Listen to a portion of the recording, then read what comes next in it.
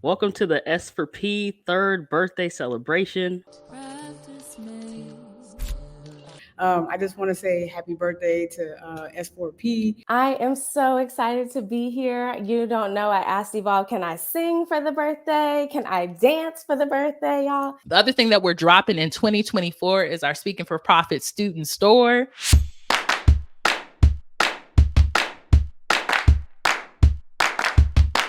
Welcome, good people. Welcome to the S for P third birthday celebration. We're so excited that you decided to spend your morning or afternoon with us today. We have so many amazing people who will be taking the stage and sharing many good messages. You'll hear more about that soon. My name is BX Barclay. I serve as the senior client success coach for S for P. My pronouns are they or BX, and we are celebrating 3 amazing years of business. All right, so we would love to hear from folks just to get some engagement. Where are you located? Where are you tuning in from? Go ahead and drop those answers in the chat. Hey, Opulence, good to see you. Where are folks tuning in from? Yay, Michaela, so excited you could make it. All right, we got someone from Durham, North Carolina. All right, love to see it. Where's some other folks tuning in from? All right, we got Hadesville, Maryland. South Africa, beautiful. I'm tuning in from San Francisco, California. So happy to be here with you all. ATL, all right, love to see it. Yes, happy third birthday. Thank you, thank you. We're so happy you could be here. Okay, Greenville, South Carolina. Okay, we got the North Carolina and the South. Okay, Rochester, New York. Love to see it. Denver, Colorado. Okay, amazing. Okay, cool. So we all over the place. Charlotte. Okay, cool. So we a little bit of everywhere in the States. So happy that folks could be here. And we're international because we got somebody from South Africa. So shout out to y'all. Thank you so much for being here in all the various time zones. We're happy that you're able to spend this time with us. So we're going to go over some community guidelines. Our first one is diversity. So whether visible or invisible, we honor the difference of each Speaking for Profit University community member. So please be honoring of folks' pronouns. Please be honoring of different ways that folks refer to themselves and respect that at all times. Inclusion. So when forming peer groups or posting content, be mindful that you're welcoming everyone and that others do not feel excluded, right? That's a really big piece to make sure we all feel included in our community. All right. And then our next two are reciprocity. So this is a community, not your personal advisory group, right? So always aim to add value first, but before asking for what you need, offer to help, right? And that's a really big part of our community. The next one is professionalism. So the Speaking for Profit community is a professional space to advance business owners, entrepreneurial endeavors. Unwelcome advances or any harassment will not be tolerated. So if you experience that at any point, please feel free to let us know and we'll follow up on that accordingly. All right, so a little bit of today's agenda, right? The main stuff that you came for today. So first, you've been welcomed to the Speaking for Profit third birthday. Again, so happy to have you here. Next, we'll go into our celebration stage. So we have 5 amazing members of our community who will be taking the stage. I'll be doing a brief bio as well as giving you their topic before they dive in. So we're in for a treat. Next, we're going to be doing some member awards. So we're going to announce the awards. And then at the end, so you got to stick around so you can hear if you won. At the end, we'll announce who are the winner of the different awards. We'll have healing and restoration with Kiara Lee Benton. So shout out to Coach Key for being in the space. We'll also have State of the S4P University with Evolve Lee Benton. So shout out to our main coach. We appreciate you. And then after that, we'll get into our member awards and that will be our day. All right, so it's time for the celebration stage. I hope y'all are ready. These are all the amazing folks that will be taking the stage. The first person we'll have coming up will be Angie Freeman. So we're so excited to have Angie speak with us today. So Angie's topic is going to be moving past performative allyship. I know many of you all have seen this show up in so many ways. Sometimes allyship is something that people may express for themselves, but it's not really something that they're given to by folks of the communities that they're being allies to. And Angie's going to dive a little bit more into that. So I want to read Angie's bio before Angie comes on the stage. So Angie Freeman has their Masters of Science. Their pronouns are they, them. They're a fiery, energetic student affairs practitioner, educator, and speaker who pours their heart into the work of social justice.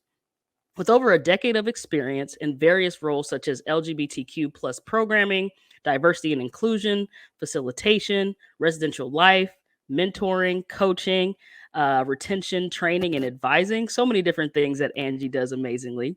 Angie continues to pave a path led by self-work and action.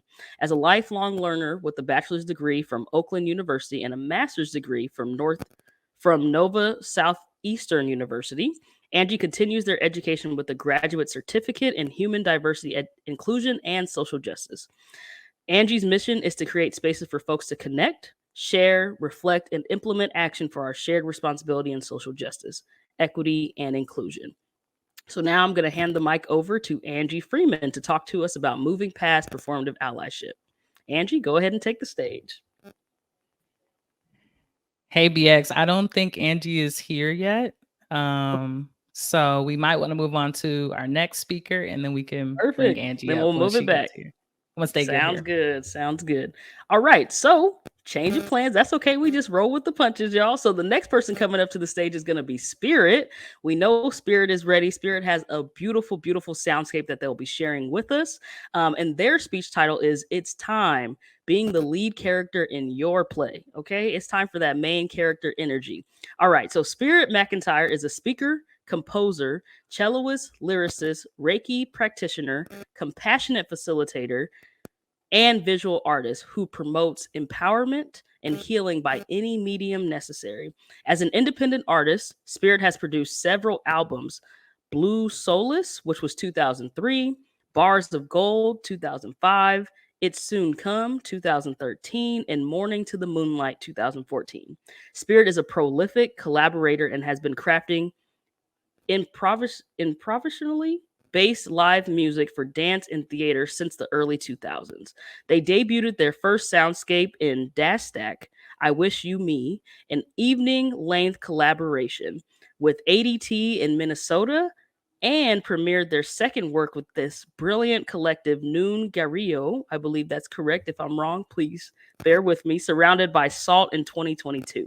Currently, Spirit is the arts director for Transfire, a 9-month residency program for 5 TGNC, which is transgender nonconforming plus artists, and a freelance artist as well, composing soundscapes and collaborating on a variety of artistic projects. So now I bring to the stage Spirit McIntyre, who will talk to us about It's Time, being the lead character in your play.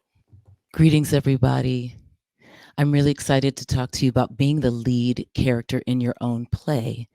That is your life, your purpose, your work. I was recently listening to Kerry Washington, who was talking about how she came to know that she was playing the side character in her life. And so this inspired this conversation. Today, I'm going to use the soundscape that you'll be hearing underneath me and the mnemonic script, that is SCRIPT, to talk about this point. The S, you want to step into your light. When you're on stage, there is a light and you have to step into it. If you don't step into the light, you're operating in the darkness and no one can see you. How you know you're in your light is when you feel the warmth. So think about folks in your life for whom bring the warmth. Being around them makes you feel warm. Their opportunities are warm. That's a step that you're in the light. C, creativity as culture. By that, I mean everything takes creativity.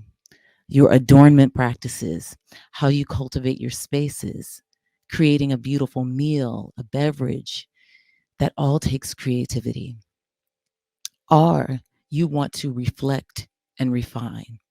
Take time to think about what you're doing in your life, how that's impacting, what needs to shift, right? Because when you step into the light, when you recognize your creativity, you'll have moments where you need to pause, reflect, and refine. The I is for inspiration. You need to stay inspired. Inspire means to breathe in. So anytime you're lacking inspiration, all you need to do is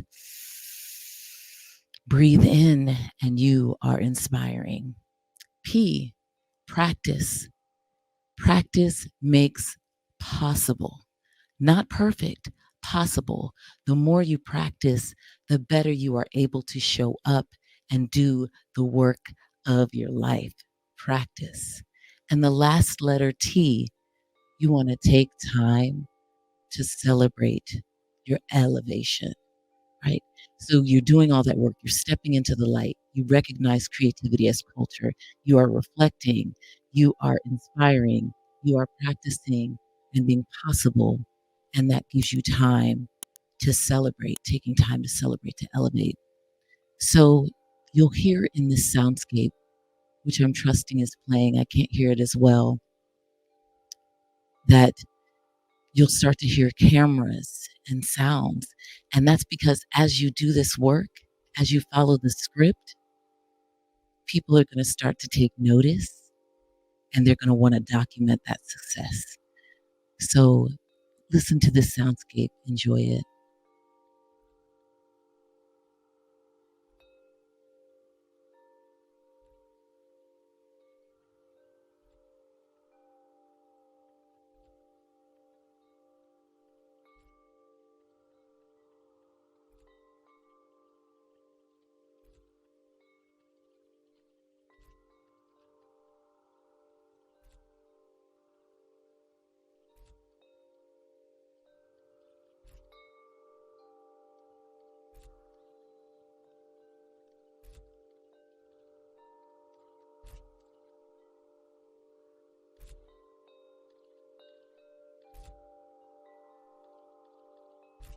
Follow the script.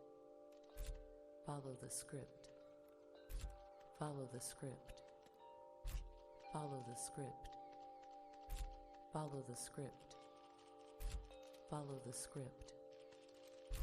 Follow the script. Follow the script. Follow the script. Follow the script. Follow the script. Follow the script. Step into your light. Follow the script.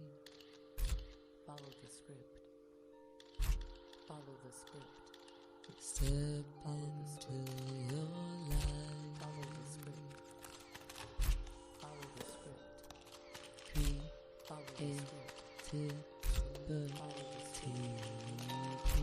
Follow the script. Follow the script. Follow the script. Follow the script. Follow the script. Follow the script. Reflect. Follow the script. Follow the script. Refine. Follow the script. Follow the script. Reflect. Follow the script. Follow the script. Refine.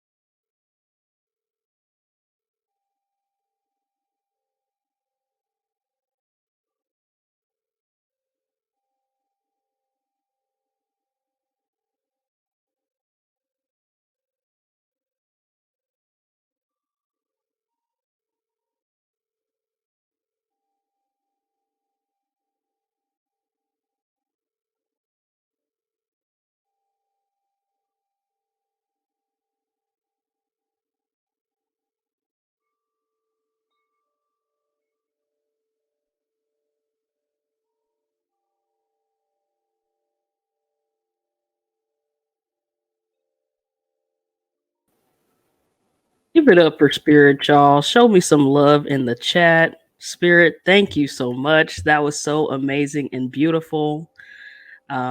Just made me feel like I was like the paparazzi was trying to get me, all the camera flutters, all the flashes. Ooh, so amazing. And your voice was just like a sweet melody that was just on loop. So thank you so much. Amazing, amazing. Hope y'all are feeling good after hearing Spirit's soundscape, seeing some of the magic and medicine that is in our space. There's so much love and hearts. Right. Click, click, click. I hope y'all felt it. They was coming to see you on the red carpet, getting all them photos. So thank you so much. Angie, if you are in the space, we're going to call you back up to the stage. So this is moving past performative allyship. Before I move forward, all right, Angie is here. Beautiful. So happy to see you. So I'm just going to read your bio and then I'm going to hand the mic over to you. So Angie Freeman, Master of Science, uses they, them pronouns, is a fiery, energetic student affairs practitioner, educator, and speaker who pours their heart into the work of social justice.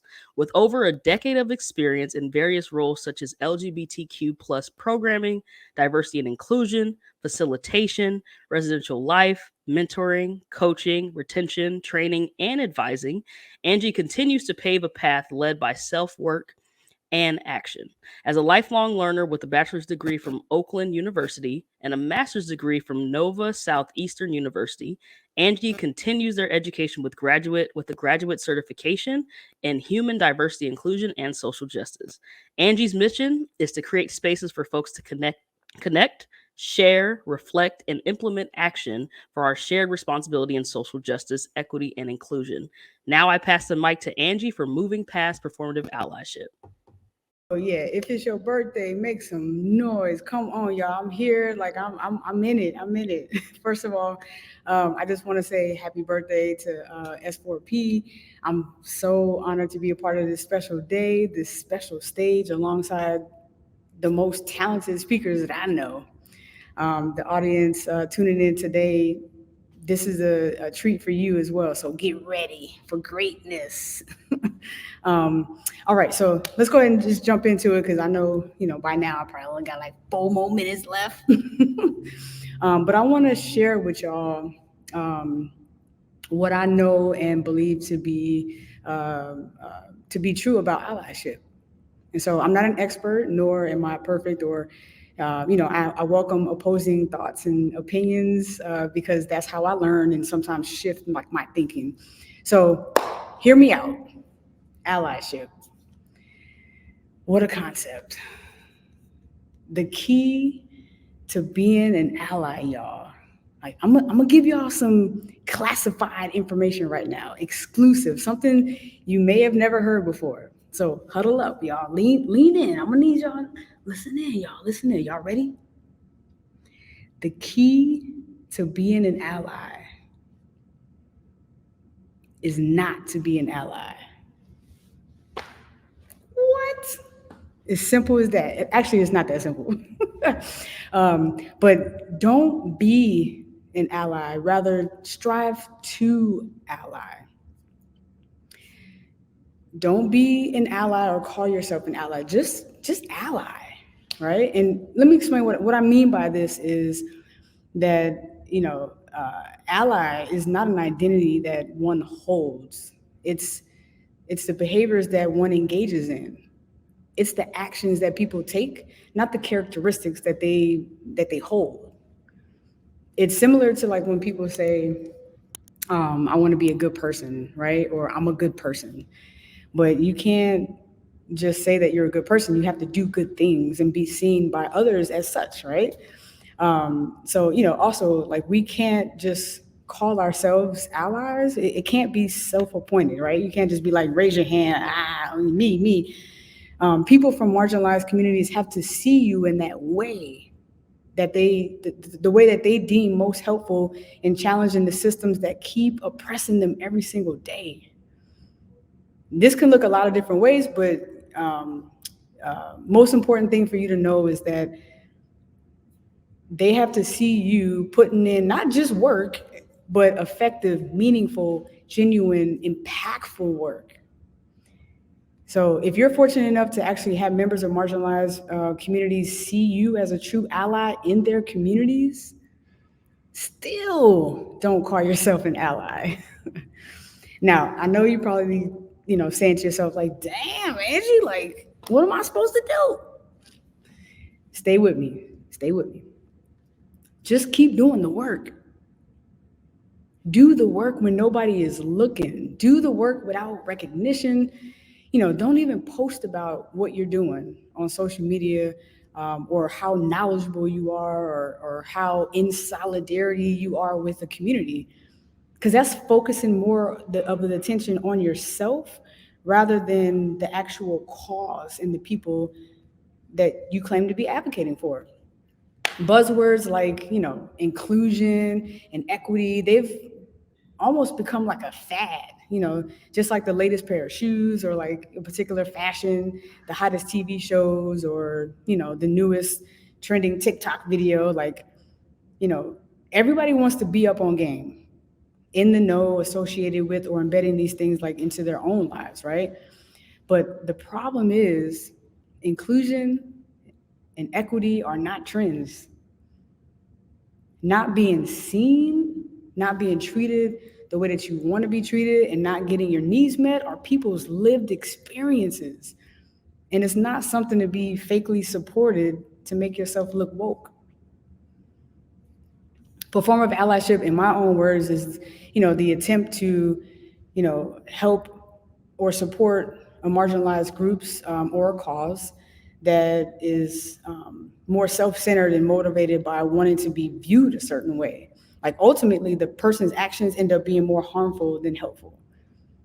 And I think a lot of times we get caught up on showing that we know about a certain social justice issues and claiming to be in solidarity with marginalized communities, that we miss the actual work that needs to happen. And I know I've been guilty of that before, so which is the reason why I speak about this, and I'm so passionate about this. So let me explain by just giving a couple examples of performative allyship. If you list your pronouns in your email signature or your Zoom profile, but you're not introducing yourself with your pronouns on a regular basis, that's performative. If you say you're passionate about inclusion, yet you fail to correct people who use disclusive language, such as like "you guys" or "that's crazy," like, that's performative. If you post a photo of yourself on social media in front of like a Black Lives Matter protest that's going on, but you've never spoken up for your Black colleague, that's performative. It's easy to say that you're an ally, but I think it's harder to actually be an ally, because allyship is about action and doing the work to dismantle systems of oppression and barriers for marginalized communities. So what does that work look like? There's two actionable things I want y'all to leave here with today. So one is an ally tip sheet that I created, which lists 7 tips on it on how to ally rather than to be an ally. So if we do have that, we can drop that in the link in the chat below, and I'll share that out with y'all. But it's not an ultimate answer. It's just more so of an inspiration of what you can like start thinking about. And then the second thing is a pronoun practice sheet that can help you create some sentences using different sets of pronouns. So if pronouns is something that you want to improve and you want to incorporate this into your life, make time to practice it. You can practice writing sentences and introducing yourself and all that kind of stuff. So similar to anything else we learn in life, you just have to do it, practice it, make it muscle memory, right? So take a look at those resources, and I'll share those with you, and let me know your thoughts. My time with y'all today has been quick, but I love it. I'm loving everything about this celebration today. But hopefully, I was able to give you a reason to connect further with me, because there's more layers to unpack, y'all. There's more layers to peel. So, yeah, definitely connect with me on LinkedIn or email me directly. EvolveBX. the whole S4P family. Congratulations, y'all, on a successful program on 3 years into this, many, many more years to come. So, and also shout out to my co-presenters today and the listeners being here, because you being here today is a commitment to your growth. And I thank y'all for showing up and being open-minded. Peace. Amazing. Give it up for Angie, y'all. Give some love in the chat. Angie came through, brought the energy, had us. How many people leaned in? Had you all up in the screen. Okay. So thank you, Angie, for giving us that message and letting us know how integrity is such a key piece, right? Of how we show up when we want to be an ally, right? It's more than just the actions, it's more about the actions than what we say, right? And the different things that we may do in passive ways. How can we be active allies, right? So thank you so much. We appreciate that. Yeah, all up in the screen, right? Angie had us all up in the screen. All right. Thank you so much, Angie. As y'all see, I mean, we just rolling with this. So many great presenters that we have today. So next up, we're going to be bringing to the stage is Rakita. Rakita, if you're in the space, we would love to have you come up and be ready. So Rakita is going to be talking to us about core values and self-discovery. Rakita's bio is Rakita Franklin is a distinguished HBCU alum of Lincoln University of Missouri. She encourages critical reflection that inspires others to pursue connection through commonality. She is the CEO and the creator of The Social Experience, where she helps groups and teams connect quickly and collaborate more effectively through thoughtful interactions that promote meaningful connection and relationship building. Her role is to create safe havens that encourage authenticity, growth, and community. Rakita's 10 plus years of experience in higher education and her Master's of Arts in Adult Education and Training has provided her with a comprehensive understanding of the theory and practice behind meaningful engagement with adults. Through The Social Experience, she helps groups and teams connect through reflection, conversation, and commonality. When she isn't curating experiences, Rakita enjoys reading, adventures with her wife, and solo travel. I now pass the mic to Rakita to talk about core values and self-discovery. Take it away, cuz. Hey, y'all. It feels so good to be here today. And look, I'm just so excited to be on this stage with all of my peers that I respect. But as BX mentioned, my name is Rakita Franklin. I use she, her pronouns, and I am the CEO of The Social Experience, where I connect groups and teams through reflection, conversation, and commonality. So I'm going to ask you to picture a world where you engage with others, not through curated images and carefully crafted profiles, but through genuine conversations, deep understanding, and shared experiences. Imagine a life where you feel seen, heard, and valued for who you truly are, and where you can reciprocate that gift to others. Well, authentic relationships are your key to unlocking this world. But why should you even care about authentic relationships? Well, think about the moments in your life that stand out, right? The laughter shared with friends, the support of a loved one during a tough time, or the feeling of truly being understood by someone who knows you deeply.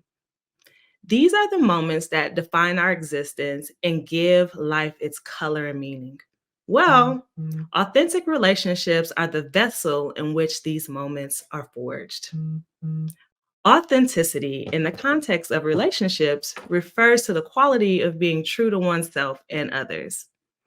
It involves a genuine expression of one's thoughts, feelings, and values without the need for deception, pretense, or manipulation.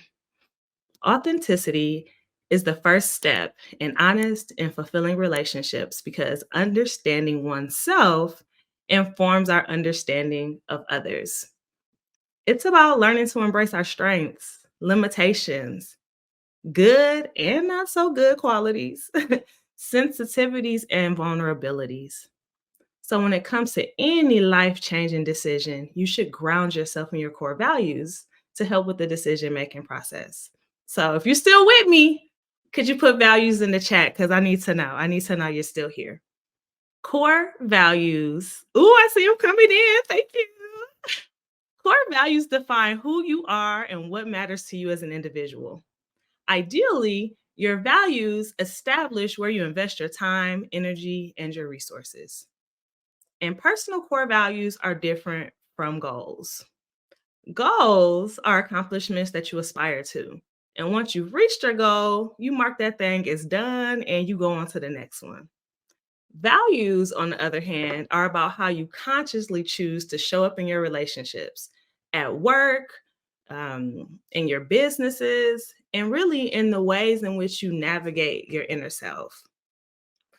Once you establish your core values, these values should be placed somewhere visible to remind you of how you want to consciously show up. And displaying your values can be as simple as placing a sticky note on your computer, writing on your mirror, writing on your dry erase board, anywhere you can see them, because you're more likely to practice and live your values when you see them, repeat them, and internalize those on a daily basis. However, I want you to keep in mind, when you start defining your core values and you compare them to how you're showing up in life each day, it's possible that you may come across some areas where you aren't in alignment with your values. Finding misalignment in your values isn't a reason to beat yourself up or to throw that value out completely. No, no, no, no, no. It is an invitation to heal the root cause of the misalignments so that you can move forward with a deeper understanding of yourself. For example, let's say that mindfulness is a core value to you. But despite the several books that are collecting dust on your shelf, you rarely invest in the work or the time needed to cultivate your mindfulness.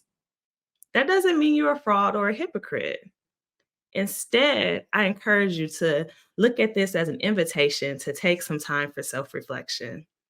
Maybe there's something you're afraid of facing, or perhaps your time isn't balanced in a way that allows for personal growth. No matter what it is, don't be discouraged. Misalignments in your core values can be used as doorways into healing so that you can move forward in a way that allows you to truly practice this virtue. Also, don't be surprised when your values change over time. As you move through different seasons in your life and you get to know yourself a little better, sometimes your values will change as well. So I would encourage you to practice these virtues. And it may take some time to get into full alignment. So please be kind and be patient to yourself. Remember, living your newly established values that you created is a process, and it takes work, reflection, and honesty. But I'm here to be honest with you. Nothing changes until you actually use the knowledge and become comfortable with its execution. So are you ready to embark on this transformative journey toward authentic connection? And if you're ready, say ready. I want some readies in the chat. I want to know if you're ready. Oh, we got folks that's ready. Okay, cool. Because the social experience has our conversation cards on pre-sale, okay? Our cards are a wonderful tool to engage meaningful conversations and build connections with others. By using these cards, you can explore deeper topics, gain insight into each other's perspectives, and foster a sense of empathy. And if you're loving this core values talk, please reach out to me. I would love to help you and your group establish your personal core values. You know what? I love being here. I love being here with family, and I want to thank you. Thank you for allowing me your time so that I could talk to you about self-reflection and core values, because understanding of oneself really does lead to understanding of others. And that's all I have for today. I'm just happy to be here for the birthday party. Y'all have a wonderful weekend and check out the pre-sale. Come on, Rakita. Give some love to Rakita in the chat. Such an amazing topic, right? Thinking about our core values. Y'all saw them conversation cards too, right? So make sure you connect with Rakita so you can figure out how to get those cards. The pre-sale is happening now. I know I already purchased my cards. I can't wait to receive them. So definitely go ahead and check that out. But thank you so much, Rakita, because I think you brought up such a great point when you talk about values and how sometimes we can be hard on ourselves, right? If we're not in alignment with it. But reframing that, right? How can we take a minute to pause, self-reflect, and figure out how we can pivot in order to start hitting those values. So thank you so much for that message. All right, beautiful, beautiful. As I said, y'all, so many amazing speakers that are taking the stage today. Up next, we're going to have Kiani Holmes. Kiani's going to be speaking to us about empathy, not sympathy, integrating mindfulness and well-being into the work environment. All right. So Kiani Holmes has a Master's of Education, is a Black woman who strives to provide participants opportunities to learn about the interconnectivity of wellness in their lives through educational workshops, delivering experiential programs within broad areas of community engagement, leadership development, cultural competency, social action, and marketing, focused on practicing self-compassion, agency, and liberation. For several years, she has committed herself to cultivate and shaping sustainable, holistic wellness programming and support to designated communities and environments. She is a skilled facilitator, bringing a dedication to supporting personal growth and development within the context of institutional and community missions. Her background is diverse, including, but not limited to, serving as a DEI consultant for Wake County government, an assistant director of programs for wellness at Duke University, a Fulbright teaching scholarship in which she developed her own teaching curricula, and interactive workshop series in South America, a research partner of the Action Research Collective, an initiative that utilizes critical and participatory research to teach ethical and effective research practices while answering questions vital to student success, a certified Koru meditation instructor, and more. Her educational background includes a BA in psychology, a BA in Spanish language and literature from North Carolina State University, and a Master's of Education in Counseling Education with a concentration in student affairs from Clemson University. So now I bring to the stage Kiani to talk to us about empathy, not sympathy, integrating mindfulness and well-being into the work environment. Hi, everybody. I'm Kiani Holmes. Again, my pronouns are she, her, hers. And it's really important for me to get everybody grounded. Rakita did such a great job. And so I want to get everybody grounded before we jump into another topic. I think sometimes our minds are always free flowing and we've got a lot of distractions. So we're just going to take a moment to do a quick grounding breath before we jump into some of the tools that I'm going to talk about. So if you want to get into an adjusted position, whatever comfortable and accessible to you and your body, you're going to go ahead, and if it's accessible to you to close your eyes, you can go ahead and do that. And if not, find a position that's comfortable for you and accessible to your body. And just take a deep breath in through your nose. Hold that breath, and then gently exhale through the mouth. Again, another deep breath in through the nose. And exhale gently through the mouth. Take one last deep breath in. And exhale very slowly through the mouth. You can gently flutter your eyes back open if they were closed, or have a focused gaze, again, if you had an unfocused gaze. So your breath is the connection to the present moment, and mindfulness is about connecting to the present moment, no matter what you're doing. And so when we're thinking about being in the work environment, we spend 25% of our life at work. That's a huge percentage of our life. And we spend sometimes 6 to 12 hours a day at work. That means that we're building relationships and engaging in an environment outside of our non-work responsibilities with our families and with our communities. So that means that we need to have as much investment in the environment that we are investing our time and effort in as we do for our other responsibilities. And I know a lot of times we say, oh, work that's the professional environment and this is personal, but we really need to start thinking about we can't really separate sometimes who we are as people and how our non-work responsibilities impact our work and how our work also impacts our home life. So I'm going to talk to you about a couple strategies that are going to help you think about empathy and not sympathy.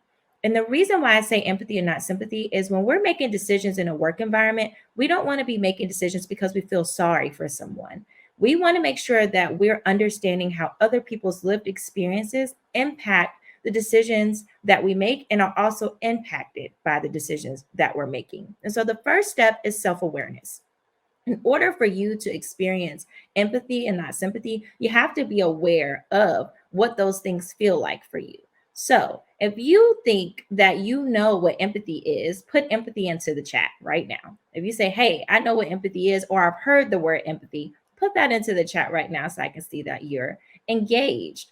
While you're thinking about that and typing empathy, I want to give you an example of empathy. So an example of empathy would be, let's say you're working with someone, you're engaging with someone, and they let you know that they're experiencing some non-work responsibilities that are impeding their ability to be present. Empathy is not only listening to them and saying, oh, that, I understand, I've been there before, but empathy is also saying, what do you need from me in order to be successful? How can I be of service? How can I be of help to you? So not only am I listening to your experience, but I'm also trying to see what is impeding your ability to be successful, and how can I be a part of making sure that you are benefiting and not being burdened. So thinking about how you practice empathy, let's start thinking about, am I feeling empathy for this person by identifying ways that they can be successful and navigating? Or am I practicing sympathy by just listening to them and saying, I feel your pain, I'm showing you compassion, and I hope better for you? Because hope doesn't actually give folks strategies in order to be successful. And then how do you receive empathy? So now that you're self-aware of what other people have going on, do you also allow people to help you? Sometimes we're so strong and we're so mighty that we don't ask for help, or we don't want to look vulnerable, or we don't want to be weak. And so we end up suffering in silence. So how do we push ourselves forward to not only demonstrate and role model that we're good helpers and good workers, but we also demonstrate that we can ask for help, or we can let people know when we don't understand something, or when we need some support, or we need some strategies to be successful. So step number 2, having empathy for others means that we're going beyond just saying, hey, I'm an empath, I care about people, I'm compassionate, but also demonstrating gratitude. So go ahead and put gratitude in the chat if you're still engaged, and also if you practice it. So gratitude is another way to engage with that self-awareness and also do empathy versus sympathy. So when we're doing gratitude, are we saying thank you? I know sometimes we say, oh, I'm in a thankless profession, I'm helping people, I shouldn't expect a thank you. But I bet that if you get a Yelp review and you go and look on Yelp, you're going to see 2 different types of reviews, a 1-star review and a 5-star review. Either the people who really don't like it or the people who love it. And so we don't get to tell people not to give us constructive feedback. So we also don't want to monitor or censor someone's ability to just let us know that they're thankful or they have gratitude. So not only are we going to be self-aware of what we're thankful for and not create this thankless environment, we're going to say thank you. We're going to let people know what the measurable impact of their services are. But we're also going to think, as we're creating things for other people to use, is it going to give them opportunities to be successful? And if it's not, it's going to be very hard for them to be grateful for something if it's burdening them. So when we're thinking about that benefit versus burden, we also want to think about creating those pockets of gratitude for us to thank other people for letting us know what's impacting their ability to be successful, because that creates a level of vulnerability that they have to expose or disclose something about themselves that they're possibly suffering or doing without, in order to inform you about a decision that you're making that could possibly impede on their ability to be successful. So last but not least, conversation, not confrontation. And I don't know if you like pop culture references, but I love The Proud Family. Love the new version, but I also still watch the old version on Disney Plus. And one of the best episodes is when Penny is getting bullied by the Gross sisters. And if you haven't watched Proud Family, I advise you do it now. And when her mom goes to talk to the Gross sisters' moms about it, she keeps talking to Penny about conversation and not confrontation, versus Penny's dad, who has a confrontation with the Gross sisters' father, and they get into an altercation. And the reason why I use this ad lib is because conversation means that both parties are listening, both parties are engaged, and we're coming up with a comprehensive plan that assesses benefits versus burdens, gratitude, self-awareness, and lived experiences. If it's a confrontation, that means there's possibly someone who's not being heard, not being considered, and ultimately it's not going to end up in a result that's beneficial for everyone involved. And note, I didn't say not to have conflict. Conflict means that there's a difference and it needs to be explored in order to come up with the best possible solution. Confrontation means that there's a difference of respect levels, meaning that respect now is gone out of the window and we can no longer have a conversation. So conflict is not a bad thing because it's a difference of perspective, and we want to allow that in so we can grow and we can learn and we can educate each other. But confrontation is a difference of respect. And when respect is gone out of the window, that's when we start tolerating people doing things that aren't helpful to that self-awareness piece and that empathy for others. So let's review really quickly. Number one, mindfulness is the ability to be present in the moment. And we always want to give ourselves a chance to do that. Our breath is our anchor to the present moment. And sometimes it really is just a matter of taking a deep breath and considering what we're about to say before we say it and what we're about to decide that might impact other people. Next is self-awareness. You know yourself best more than anybody else. And so you have to lean into that emotional awareness to think about how your feelings and your behaviors also contribute to the environment that you're in. And because you're in a work environment, that might impact who you supervise, who you work with, and ultimately your customers. Next is that empathy for others piece. If you have empathy for others, that means their lived experiences are considered and you're inviting them to the table to have conversations about things that are going to impact them. You're not making decisions so that they hear about it later. You're starting them proactively in the beginning and you're working with them throughout to co-create what decisions you're making. And last but not least, conversation, not confrontation, and a reminder to watch The Proud Family if you haven't in a while, or to start watching it, because a lot of times we need to visibly see or audibly hear or just be in places where we can experience in some way throughout our five senses how to engage with the things that we're trying to learn. Our five senses help us connect to things. And so whichever ones you have access to, leaning into those. So if you enjoyed today's conversation, before I hop out, put one word in the chat to describe how you're feeling right now about the information that you received. I gave you some words to put in to see if you're engaged, but now I want you to co-create that feedback and let me know how you are. Conversations, not confrontation. Awesome. Thank you so much. And I hope you all check the links in the chat to stay connected so we can keep doing this work. Thanks. Amazing, amazing. Give it up for Kiani. That was an amazing, amazing talk. So many good gems that you dropped. I don't even need a recap because you did the recap. So thank you so much. But I'm holding on to so many things that you shared from that talk, right? So empathy sometimes is something that we always think about extending to others. But I think Kiani made a really great point. How do we extend that back to ourselves? How do we engage in that self-awareness, that emotional intelligence, all of those different pieces so that we're caring for ourselves in the same way that we care for others? So thank you so much, Kiani, for that. And last but not least, we have Rowan coming to the stage.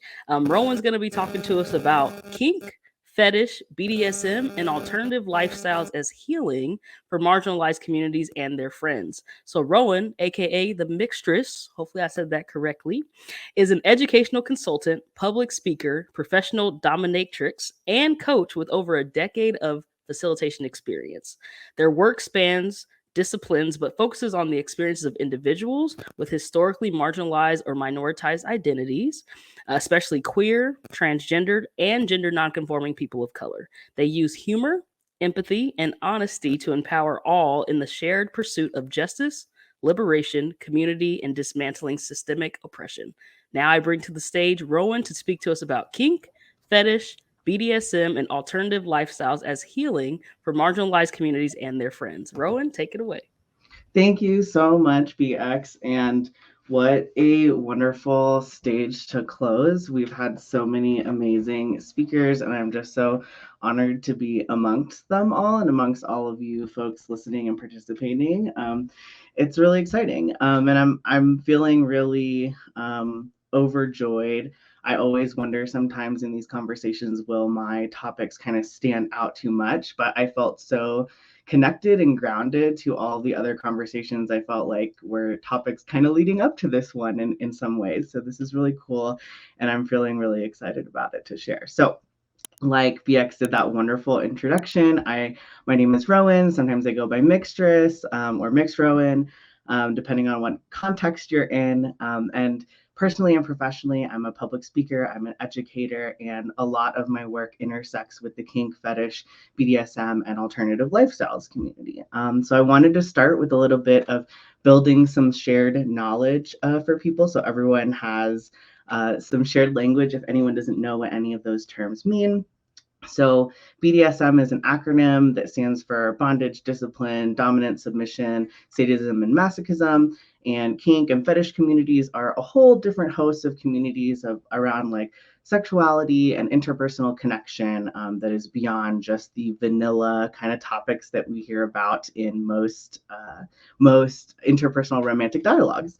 And so for me, this is such an important pathway. And I wanted to start off by sharing a little bit more about me and my own identities in the context of this topic and just generally speaking. So I use they, them, and we pronouns. I'm non-binary, I'm queer, I'm pansexual, I'm aromantic. I identify as a relationship anarchist, which is a type of non-monogamy, which is part of the umbrella of alternative lifestyles that I work with in my work. And I'm also BIPOC. I'm South Asian, South Indian, Malayali, to be specific, my ethnicity. I'm Asian American, if we're talking about race. I'm physically disabled. I am neurodivergent. I'm mentally disabled. And these are all communities and identities that intersect within me and I think are so powerful and relevant to the topics of kink, fetish, BDSM, and alternative lifestyles.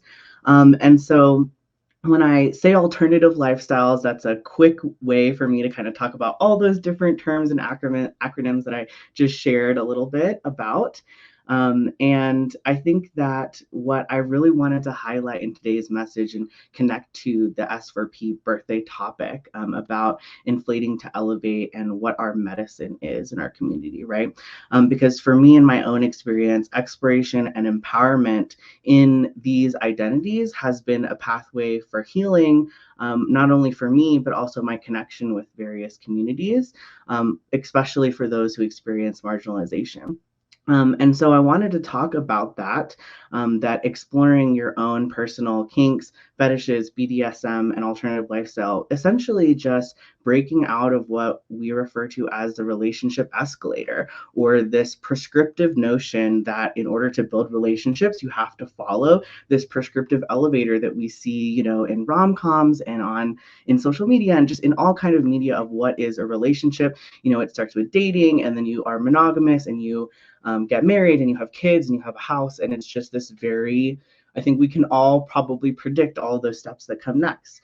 And so part of this, you know, the work that I do and what I think is so empowering for communities, especially at marginalization, yes, very predictable, exactly, is like reconnecting with our own wants, needs, and desires for community, for support, for creation of our lives. So part of what I do, I'm a consultant, I'm a public speaker, I'm also a co-founder of Educational Cooperative, and all of the work that I do is all interconnected, whether it's directly or indirectly related to this, but it's really about helping people examine their socialization and unlearn that and relearn what it means to experience their own wants and needs and desires for community support and through creation of lives that are worth living for themselves, that are essentially, if you are customizing your own character in a video game, you know, and if none of the rules of society were really to apply, you know, what could you really do when you followed your heart,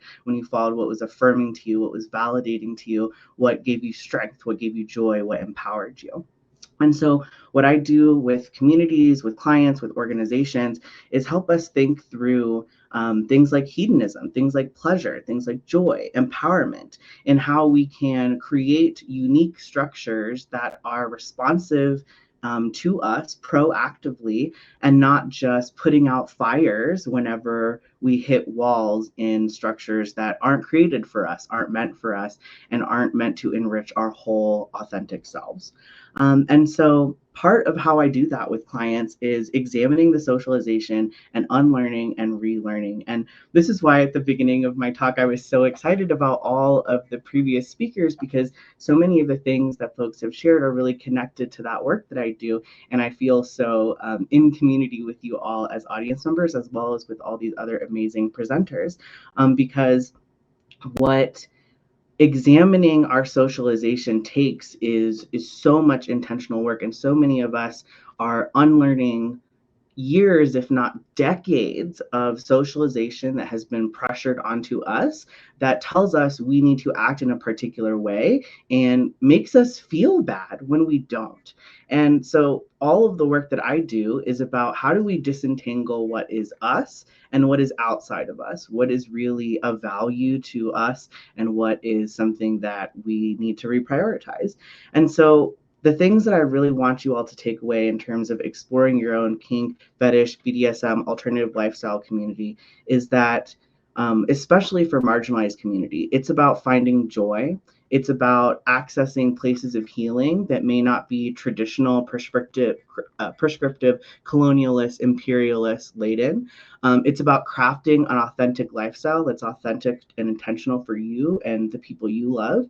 And it's about creating an active, verbal, and engaged community of consent where we have boundaries for ourselves and our community members so that we can show up for ourselves in a way that is fulfilled and empowered, and lives our best life, basically. So yeah, thank you all so much for allowing me to share some of those perfect personal and professional experiences related to kink, BDSM, and alternative lifestyles, how that reconnection is really, truly important and a priority, where that all comes from, how we examine our socialization, unlearn and relearn, and how it's all really connected to decades of history for how we can reclaim and recreate spaces in our own unique visions and not recreating systems that have been harmful to us. So thank you all so much. Yes, Rowan. Amazing, amazing. Thank you so much. Also appreciate your recap. So I saw that too.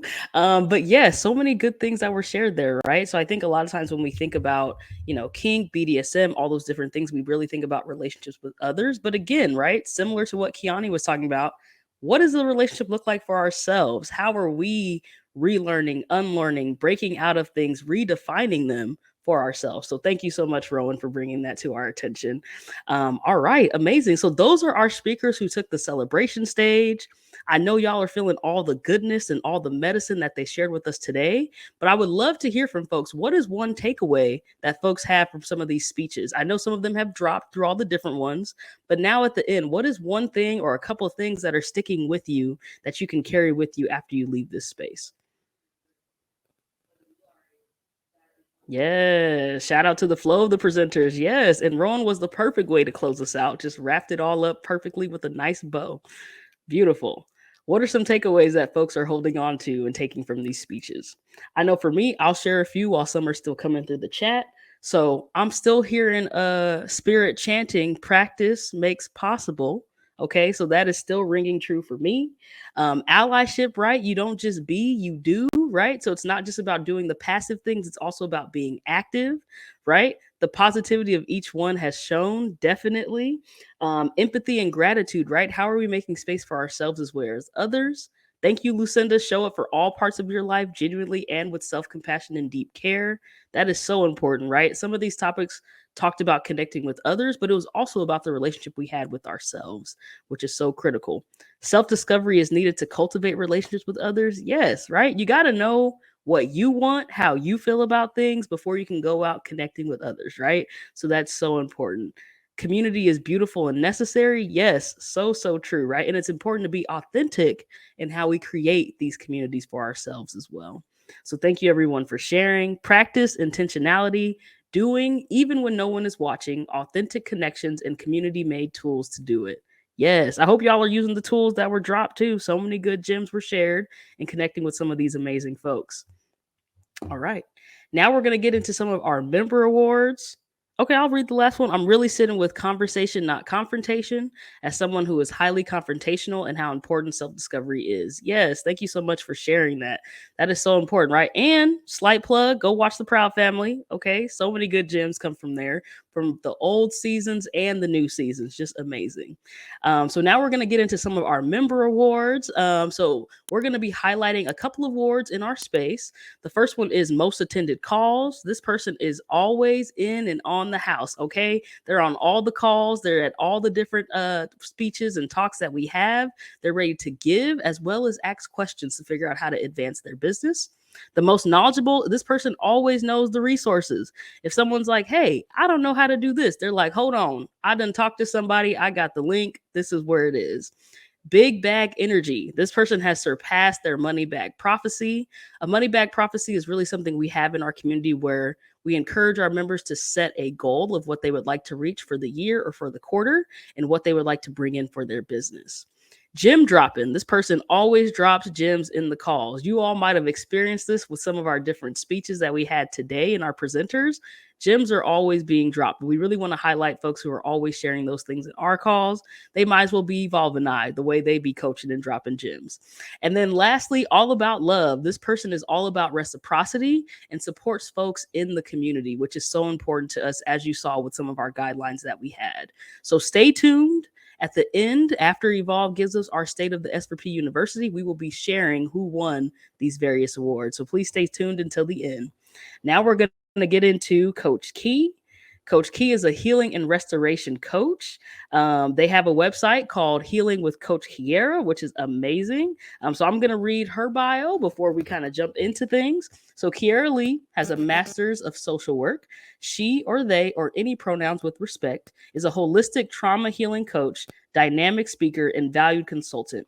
Kiera is known for her unique ability to connect with people from all different lived experiences by holding powerful individual and community healing spaces, blending heart-centered support with pragmatic efforts to effect meaningful change. Kiera has worked with survivors of trauma for over 10 years. Over this time, Kiera has supported thousands of individuals along with their healing journey, each person with their own unique needs and circumstances. Each person harnessing a well of power and healing energy just waiting to be accessed.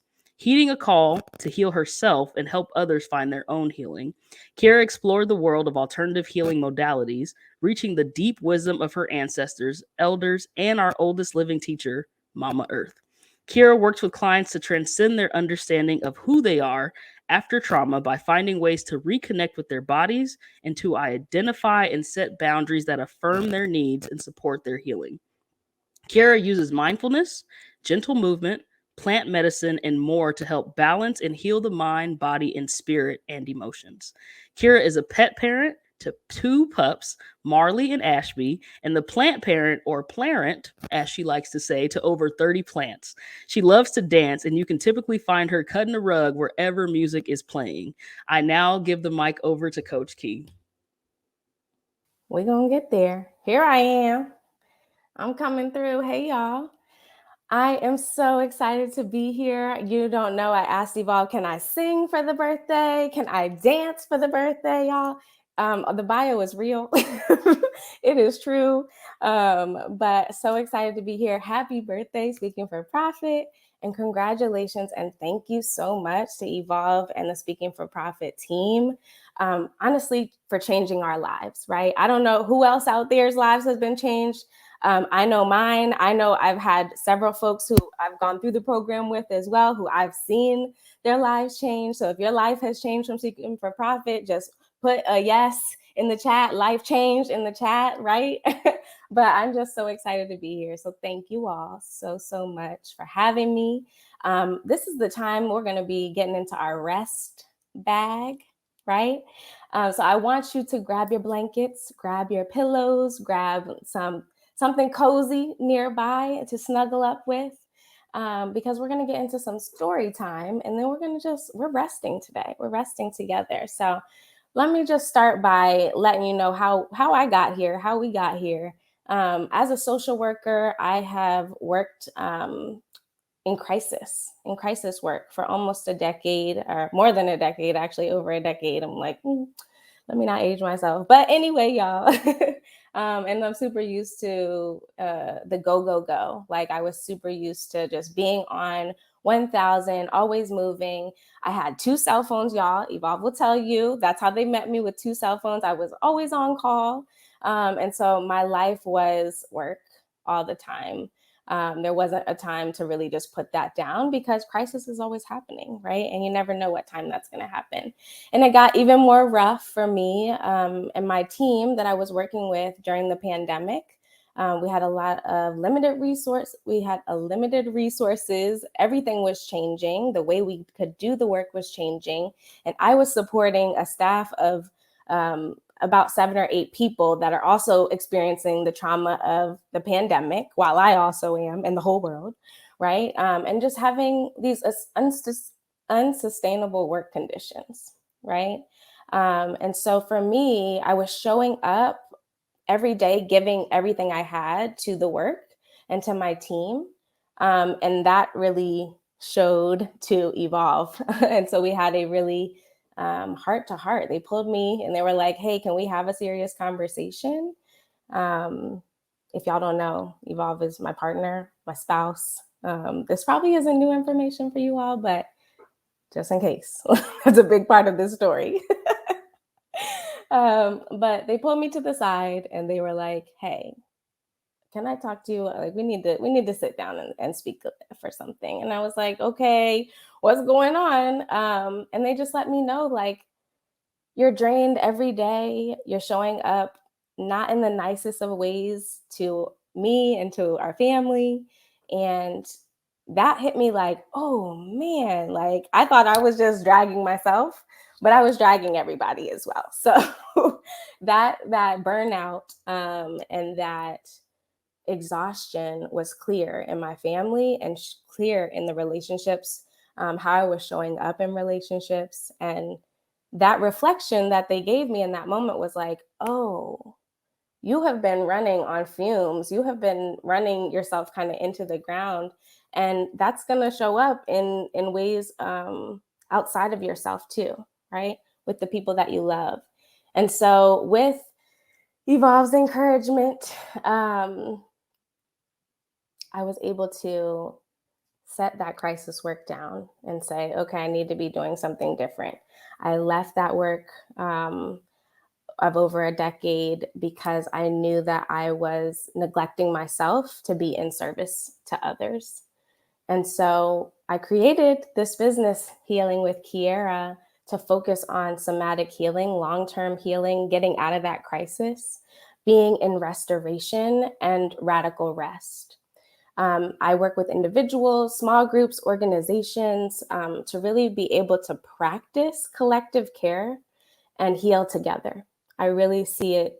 This is not an individual thing. The reason that I was able to be working in that type of environment and those conditions is because our communities and our societies that we live in allow for that, right? They're built for that, for us to be doing really, really hard work all the time. And they don't center rest. They don't. So I realized, hey, I've got to do this for myself because nobody else is going to say, hey, Kiera, are you going to take a break? Are you going to sit down? Are you going to stop? Except for me. So I also want to be able to spread that. And I see other people in the community doing their own rest and healing work. And I know the power of community, just speaking back to what Rowan has just shared. We have power in our community. And can you imagine our community being a fully rested community? Like, can you just vision that and what life would be like?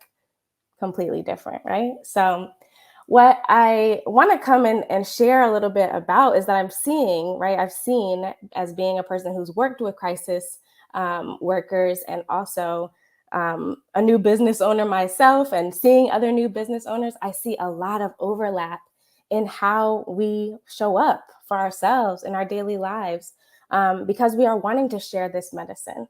We have this intention to share this medicine, but usually we're doing it in a way that's unsustainable. So some of the things that I've seen as an overlap is a lack of supportive boundaries, right? We're open and ready to receive and support whoever we can, especially as new business owners, as we're figuring out what we're wanting to do, who we're supporting. And so we have this eagerness to meet everyone else's needs but our own. We're saying yes to things that don't align with our values or work that we really wouldn't want to be doing because we're trying to get things started, because we're trying to figure it out, right?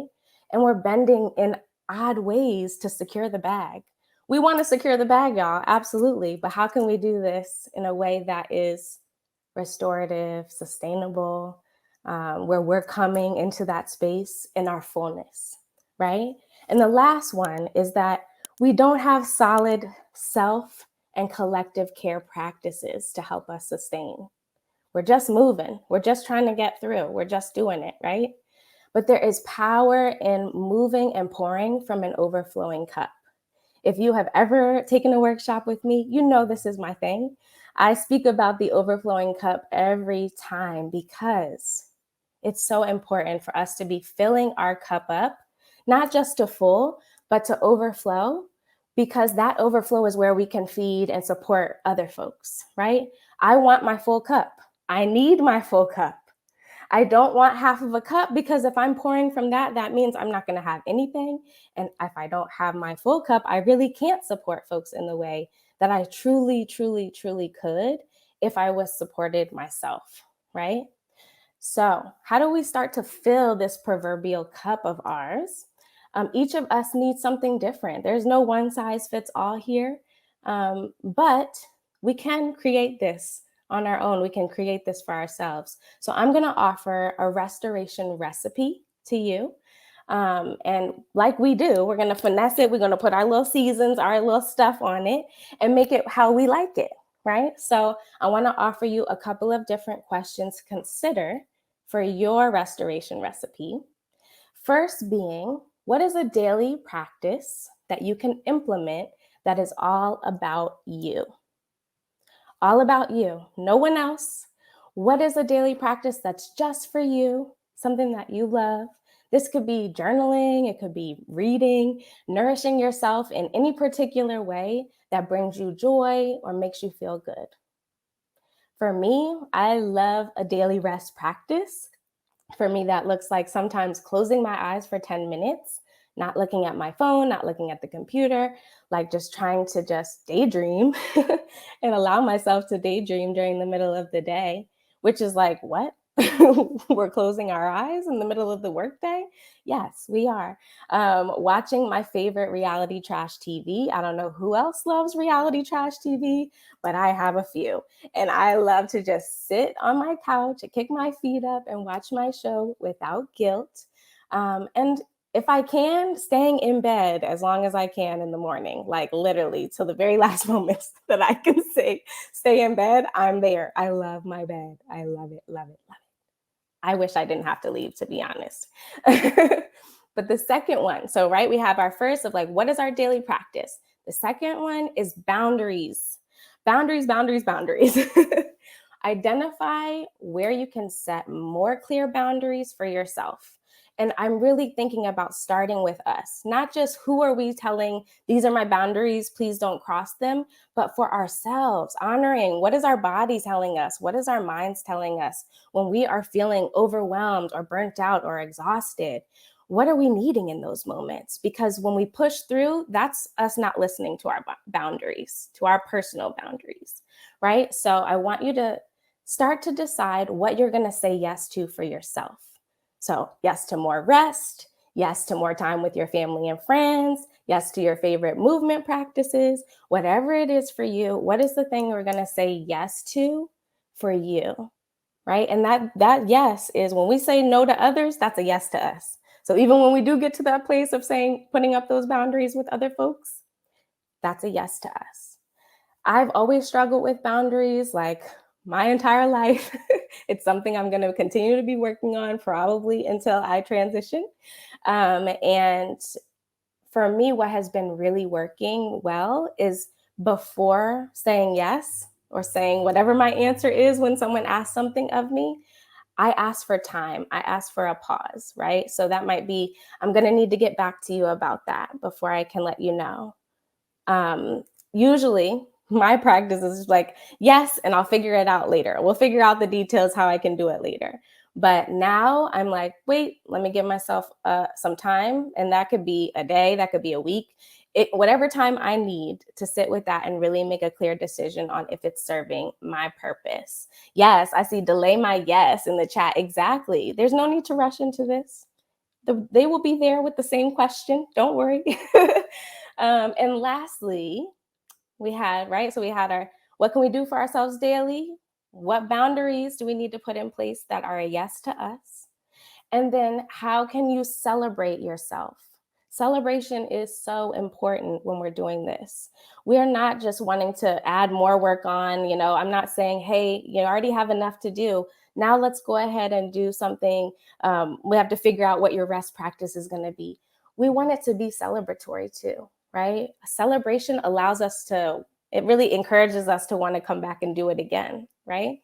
So how can we celebrate ourselves for taking care of ourselves, whether that be doing that daily practice, whether that be setting that boundary, saying no to something, or saying yes to yourself? How do we celebrate? How do you celebrate yourself? And for me, I twerk. They already told y'all I'm a dancer. So I love dancing. If I can get some music on and just, and that's my hype, like, you did that. But it could be as simple as saying, you did that, putting a little sticky note on your computer to remind you, like, you did that, It could be that you are getting your favorite treat, whatever it is that you need, whatever it is that feels celebratory to you.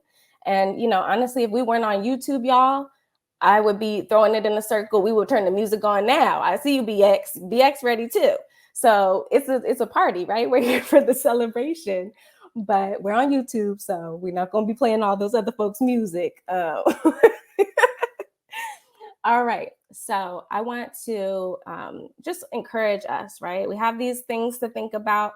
We're thinking about how to create our own restoration recipe. I want to hear what yours is. So if you're thinking about things, pop it into the chat. What are you thinking that you're going to bring in for yourself? Because as we start to close out this year and prepare for the next year, this is such a ripe time for celebrating ourselves. We do not reflect enough on all the things that we've accomplished over the year. So that's a beautiful time right now to do that. Reflection and visioning for what we want for next year. Every year in our family, we have an annual vision boarding party. We had to move it to virtual when we had, when we were really in the thick of the pandemic. But we gather with our friends and we talk about what happened this year, what we're reflecting on from the year. And then we also talk about what we're excited for and what we're calling in for the new year. And so I also offer this as an opportunity for you to vision. If you want to create a vision board for yourself, for your rest, for your restoration practice, do it. I think that's a beautiful way to keep reminding yourself to have something that you can see.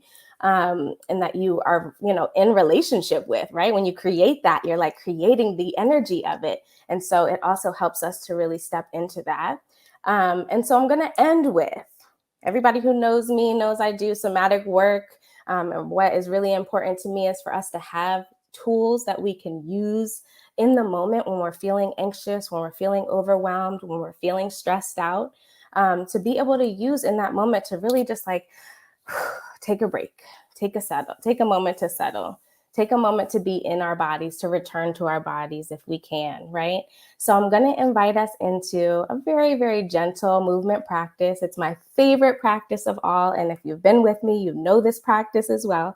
It is called arm sweeps. And so what we're going to do is we're going to take either hand, whichever hand feels good to start with, and we are going to pop it onto our shoulder, the opposite shoulder. And from here, we're just going to squeeze our arm, just squeeze down the arm at your own pace. You can play with this, right? It doesn't have to be a squeeze. It could be a sweep. It could be a sweep, right? But what I want you to do is just check in with yourself. Check in. This might be a nice time to do a little massage on the shoulder, on the neck area. Just giving ourselves a little hug here too. Yes, I'm here. I appreciate the work you're doing, body. You carrying me through all this stuff that we do every day. And just take a moment, right? You might have some deeper breaths here. You might have some yawns here. You may feel some tummy gurgles coming through or have some watery eyes. And those are all just really signs that your body is settling in this moment, right? We're settling. So that means there's just need to take that little bit. I need to take the little edge off of whatever that stress was. So I offer this practice to you, arm sweeps, take it with you, use it wherever you want, wherever, whenever. You can do this even down here on your arms under the, where you can see in the screen. So this is something that you can do on camera, off camera, in front of other people, with other people. but I offer this to you as some support into your own practice. I am here as support for you if you need support with your restoration practice that we've talked about today in general. You want to talk about boundaries or really centering yourself. I'm here as a resource if you want to also bring in other moments of rest for your communities. I'm here for that as well. And you all can connect with me at my website, which is healingwithkiera.com. I have a form there. You can reach out to me and I will be there to check in. I want to support you in your rest. And I really see, again, us doing this collectively. We're resting together so that we can really make this change that we need to see in this world and this experience that we're living in. And so I just gratitude to everyone who stayed with me in this conversation, who tried these things out, who thought about this and reflected on what you can do for your restoration practice. And I'm so excited to hear how you're resting for the rest of this year and into 2024 and beyond. And again, happy birthday, S4P. Thank you so much for all the love and all the just pouring in that you do to us as new entrepreneurs, as business owners, as folks who are starting their speaking journeys, and folks who have been on the journey for a long time. So appreciate y'all. Thank you. Amazing. Give it up for Coach Key. Okay, I'm just gonna say you got me feeling a little tired, and I still got more to do. Okay, A little bit more. It's a little okay. bit more. A little bit more. But you know, you got a little plan. You got a little rest plan for afterwards. I do. So thank you so much. Coach Key gave us some actionable items that we can do. As you all know, the new year is right around the corner. So it's time to start envisioning, what do you want for 2024? How do you want to close out 2023, right? What are some things that you want to reflect on, celebrate, highlight? I just so appreciate Coach Key bringing light into the ways that we can care more for ourselves and rest. So you might start seeing the theme in some of these different topics that we had. It's all about how do we give to others, but also how are we giving to ourselves, right? A little bit of that reciprocity, right? Which is what's showing up.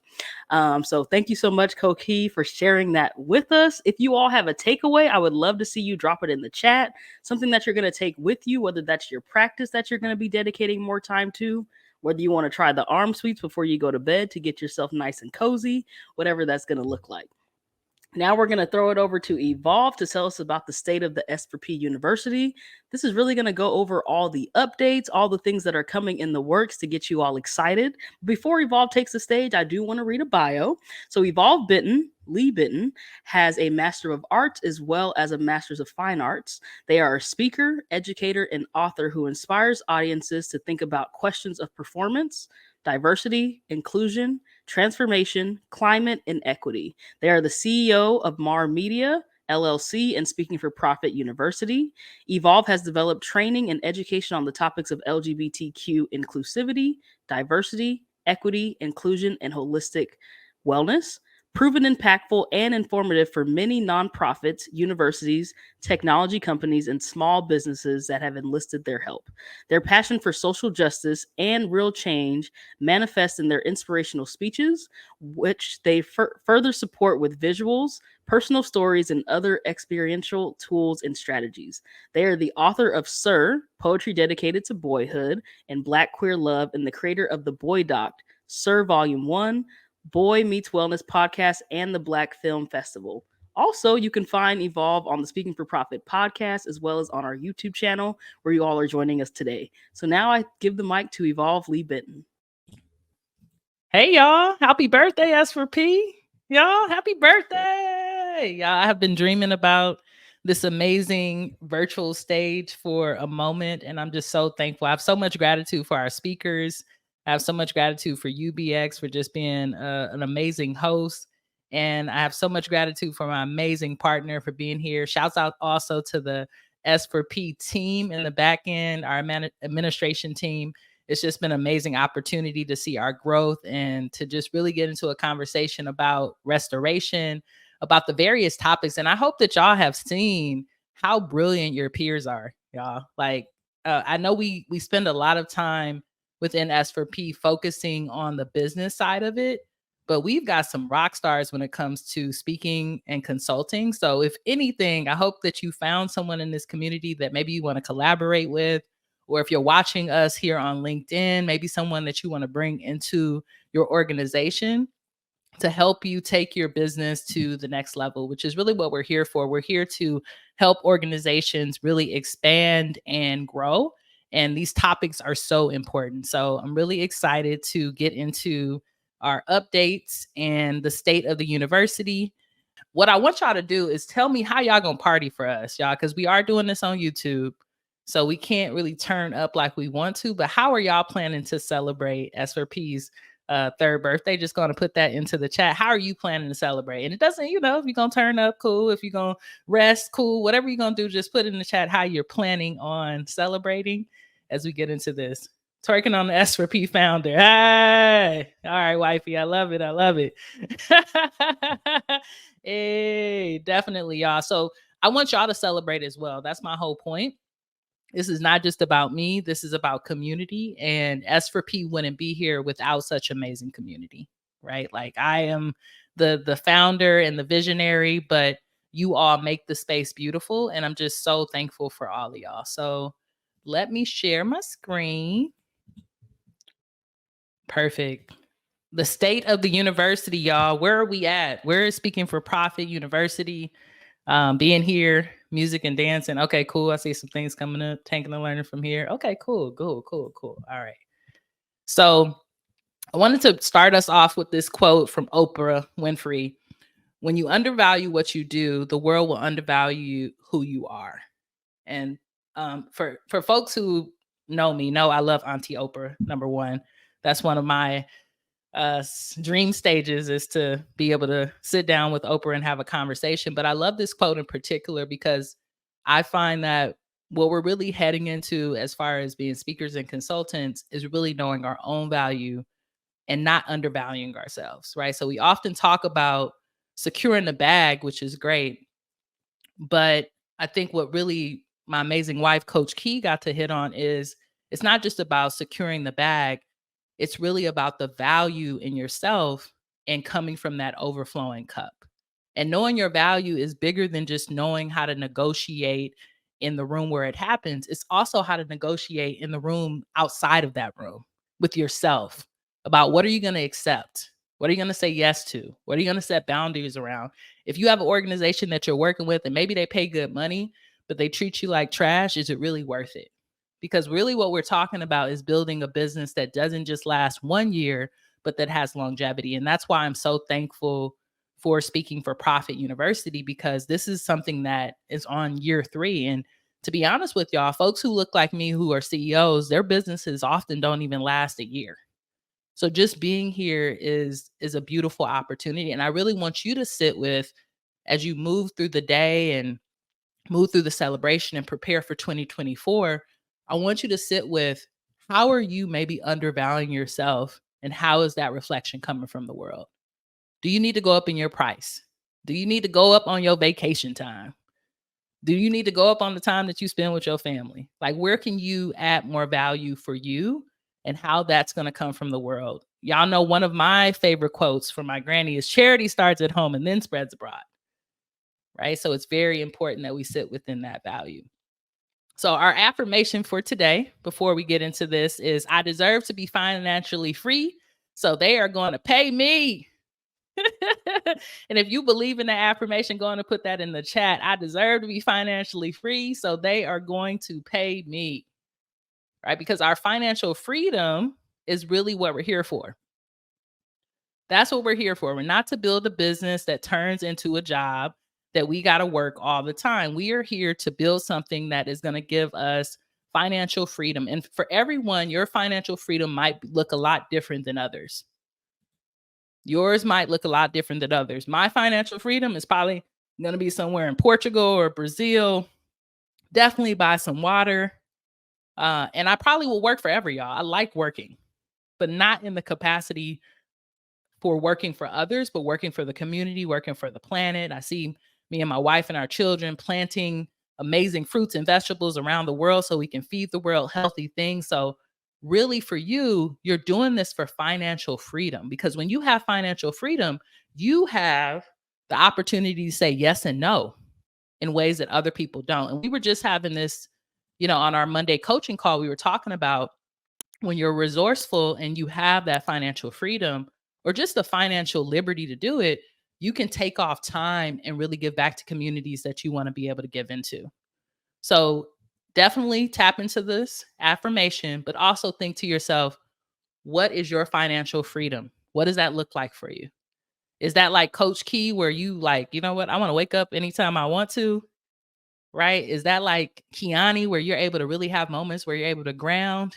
Is that like Rakita, where you're creating social experiences around the world and you're able to do brunch with people that you love, right? Is it like BX and going on hikes and traveling the world? What is your financial freedom? Because that should be a part of your vision and a part of your plan as a CEO. You are a visionary. I know many of y'all put for some of the speakers that they're visionaries, but everyone that's here today, whether you're watching now or in the replay, you are a visionary of your life. No one controls it but you. And I really want you to know that. So let's get into what S4P been doing, y'all, right? Our mission is to help 5,000 diverse leaders join the speaking and consulting industry, right? That's what I started off with. I was like, I'm trying to help my people secure the bag.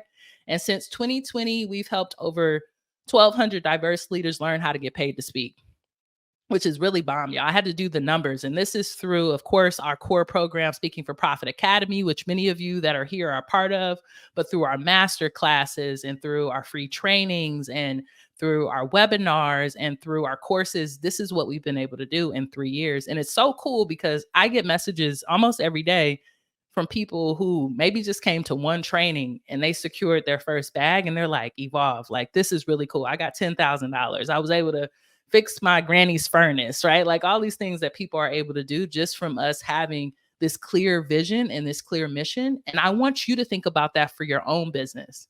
You are the CEO of your life and your business, but how does it go beyond just you? How can your vision and your mission impact the world? That's really what we're here to do, right? The other thing that we've been able to do is y'all, as our students, have been able to make over $3 million in revenue from speaking and consulting and your digital products. And this is just the money that y'all share with me, y'all. Like, this is just the money that y'all share with me. This is just the money that y'all share with me, y'all. Like, I don't even know. Y'all could probably be making more. This is the money when we're on a call and BX is writing down our notes. This is the things that people send me, but it's probably more than this. So for the folks who are watching this and are like, are speakers still getting paid? Is the industry going out? Is the recession taking us out? Nah, the bag's still there. We still there. We still collecting it. It's still happening, right? And in 2023, which was this year, we received our first grant from the Transgender Justice Fund to help transgender people join the speaking and consulting industry, which has been really, really exciting, y'all. We have some amazing members who've been able to join our academy, which is our core program. It's 12 months where we take people through the process of building a 6-figure business. And they've been able to join that at a tuition that's on a scholarship rate so that we can impact more folks. And I'm just excited. Like, we're getting grant money. We're really leaning into utilizing funding from our communities to be able to make our mission something that is a little bit easier to get off, right? Because we understand everybody can't afford the tuition here, but we still want to be able to help folks and be able to support them. So let's talk a little bit about how we get our clients results, and then we're going to get into what's coming forward. So the first way that we do this, and y'all know this because y'all are here, is through coaching. Right? Really coaching people. And I've been thinking about this, y'all. When I first started Speaking for Profit, the coaching was really about business. But the more I work with you all, it's really about mindset. We do a lot of mindset coaching, right? Because even if I give you the business plan, which I've given to many of you, and the structure and the roadmap, you still come up to a moment where you have to kill your old self and be reborn. And your old self might be that person that said, you know what, I'm accepting speaking engagements that are $500, knowing I need to charge $3,000. And it's uncomfortable when you first do that. Or maybe your old self is someone who would get up and speak without an outline, and your new version of yourself is someone who's more organized and ready to go. But through our weekly coaching, our one-on-one coaching, that's really how we're able to support people to get that level of income, but also that level of lifestyle freedom, not just financial freedom. We also have an amazing community. So shouts out to y'all for being in the community and being in the space. It's not just Evolve. y'all often, and this is funny, me and BX will meet because we have weekly meetings, and we'll be like, you know what, these coaching calls are getting easy because we ain't even got to coach nobody no more, right? Like the community is coming in with the gems and coming in with the love, but also there's an opportunity, y'all, for us to continuously build our own economy. And so many of you have utilized this community to find opportunities or to work with one another, to support one another in securing the bag. I know even like Lucinda and Spirit have a special project going on right now. And that's what we want to continue to do. This is not a space where we're building a business in silo. We realize as we make more money, we can share more money within our community here at Speaking for Profit. And as we get more opportunities, we don't have to do them by ourselves. When we don't take on things by ourselves and we're willing to work with others, we are able to over deliver. Imagine if all the speakers that went today came together and put together an amazing digital product or their own stage or their own presentation. Imagine what kind of not only currency, but organizations that they could support. So we're building an amazing community. The other way is by having an abundant mindset. An abundant mindset. And I know I got Rakita and Opulence Abundance probably in the chat with their abundant behavior. That's something that they always talk about, right? The abundant behavior that we're trying to bring in. But what we mean by an abundant mindset is not just about making money, but really about how you can give back to the world and doing it in a restful way. Doing it in a restful way. Right? Abundance is not just about money, y'all. Like I've been thinking a lot about this. We have our money back prophecy, but what we really need is a lifestyle prophecy. That's really what we're talking about, how we want to live our life. And a lot of that abundance mindset comes up with the boundaries that Coach Key was talking about. So I even know that that call that y'all had where this abundant behavior comes in, it's about living that life of luxury. It's about saying no to things that are low vibrationally and really calling in things that you really want to be connected to. So that's exciting. And then the other way is through innovation. You know, y'all have the Lead Gen app. For folks who are watching that are not a part of the Academy, the Lead Gen app is actually an actual application that we can use on LinkedIn and other places to build relationships with decision makers. So we have to be with innovation. And I know some of you in the beginning were really uncomfortable with this type of innovation. You're like, what if I seem like a bot? What if this? And now you've gotten opportunities and money from it. But the reason that innovation is so important, y'all, is that as a business owner, you've got to think about what are your competitors doing, right? And if everyone else is in conversations, reaching out to decision makers, and you're kind of just waiting for it to come to you, you're not going to have a successful business. The other way we've brought in innovation is through our amazing speakers that have came in. Shouts out to Aurel Moody, who came in and talked to us about Talkadot and how we can utilize that within our business. We had Abby, who came this year to talk about repurposing your content. All of y'all know how to use StreamYard now, which is the platform we're using right here to go live.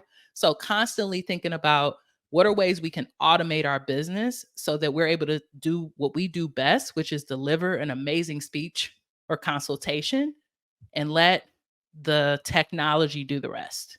I was talking to someone who might be a potential client the other day, and they were like, Evolve, I don't want to use ChatGPT. I don't want it to dumb me down.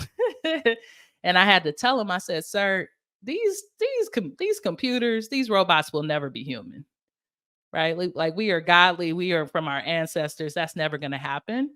But if we know that it's there and it's going to allow us to be in our zone of genius more, we need to be able to use it. So those are the ways that we've been able to support you all. And then, of course, through our business standards, which y'all already know is our 531, right? Remember, 5 pieces of amazing content.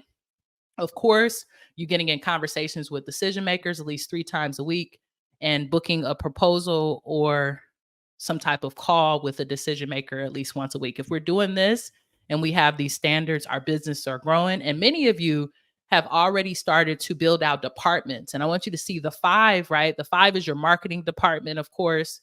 The 3 is the way that you're in sales and in conversation. And the 1 is all about securing the bag. many of you have already hired talent to support you with this, which is really exciting because it allows you to elevate your brand anymore and allows you to build those 3 C's of success, which is credibility, conversations, and contracts. So through all of this, that's how we've kind of helped y'all do it. And then, of course, we have our 6-figure offer blueprint that we've been utilizing. This is something that everyone is getting access to in the academy moving forward. In the past, right, it was more like, hey, we would have one-off courses, but now we understand that you have to have a core offer to really be able to grow your business.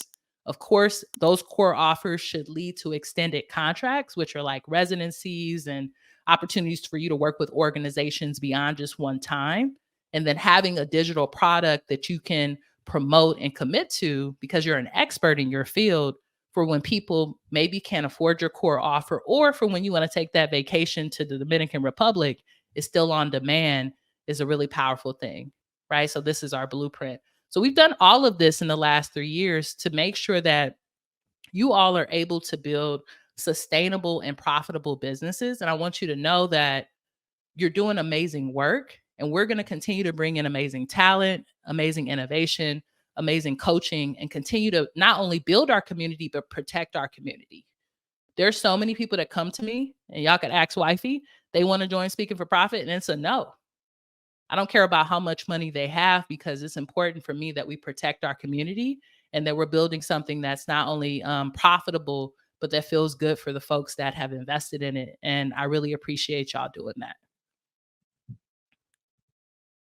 All right, so I want to take some time just to thank my team, and then I'm going to go into what we got coming up next, y'all. So I want to thank BX Barkley, which is our amazing senior client success coach, for holding us down, holding y'all down. If y'all have appreciated BX through the process, go on and put a thank you to BX in the chat, right? Just really being great, being like an amazing advocate for y'all, and really taking the time to understand your needs. Like literally, we have meetings every week, every other week, where we literally talk about each of you as individuals and what are ways that we can help you to live your dreams and take your life and take your business to the next level. I also want to shout out Michaela Forbes. Thank you so much, Michaela, for being just an amazing enrollment specialist, for being on the back end of some of our amazing projects and just continuing to rock with the team. And then I want to shout out SB Cardenas. Thank you so much, SB, for being an amazing virtual assistant, executive assistant. Y'all, SB's a little bit everything. Our tech person, our operations manager. When the tech goes down, things aren't working, I immediately go to SB and I'm like, SB, thank you so much. Thank you so much for helping me. So I want y'all to know, like, this is not happening on the back end by itself.